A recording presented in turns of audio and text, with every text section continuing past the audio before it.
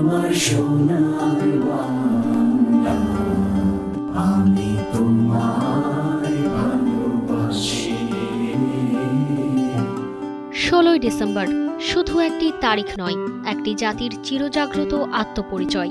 এই দিনে জন্ম নিয়েছিল লাল সবুজের পতাকা, জন্ম নিয়েছিল স্বাধীন বাংলাদেশ। বিজয়ের এই গল্প শুধু ইতিহাসের পাতায় লেখা নয়, এই গল্প বেঁচে আছে আমাদের গানেও, সুরে এবং কণ্ঠে কণ্ঠে।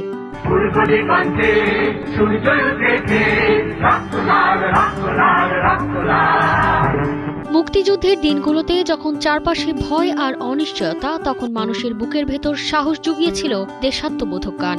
অস্ত্র হাতে যোদ্ধাদের সামনে এগিয়ে যেতে অনুপ্রাণিত করেছে সেসব গান।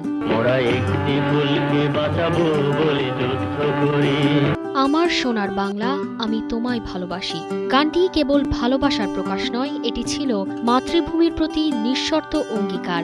টানা তৃতীয়বার অর্জন করেছে দেশের সেরা সুপার ব্র্যান্ড স্বীকৃতি বসুন্ধরা টিস্যু।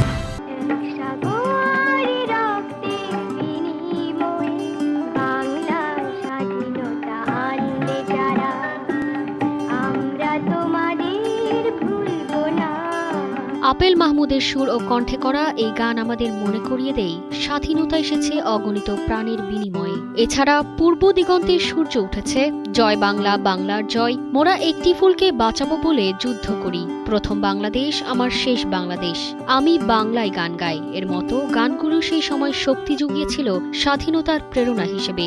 আমি বাংলায় গান গাই। আজ বিজয় দিবসে এই গানগুলো যখন বেজে ওঠে, তখন তা কেবল সঙ্গীত নয়, আমাদের ইতিহাস, আমাদের চেতনা। যতদিন এই বিজয়ের গানগুলো থাকবে, ততদিন বেঁচে থাকবে মুক্তিযুদ্ধের আদর্শ, ততদিন বেঁচে থাকবে আমাদের স্বাধীন বাংলাদেশ। তারতিবা ফারুহী, কালের কণ্ঠ।